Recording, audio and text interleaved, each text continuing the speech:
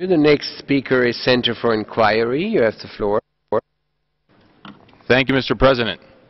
The rights to freedom of religion, belief, and expression remain nearly non-existent in Saudi Arabia. On January 9, Raif Badawi, creator of an online forum devoted to discussion on religion and politics, received the first 50 of 1,000 lashes in front of Al-Jafali Mosque in Jeddah.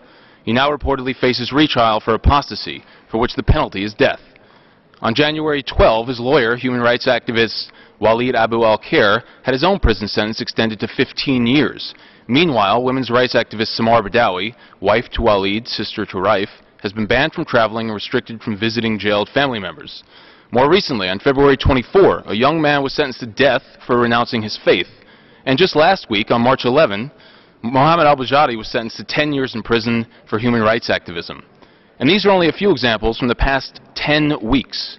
Saudi Arabia has a lengthy record of punishing any individual or community that differs from the government's narrow version of authoritarian Islam.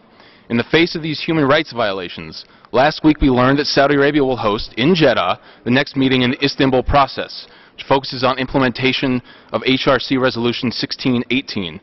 This means that while world leaders meet to discuss combating religious intolerance, Raif Badawi and countless other dissidents will sit just blocks away, languishing in Jeddah's Bremond prison.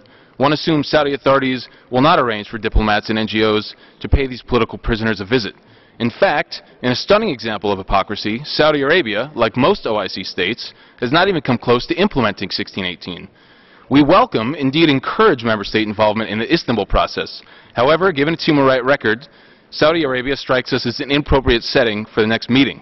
Saudi Arabia is sincere about acting as host of the next meeting, could begin to validate its role rather easily.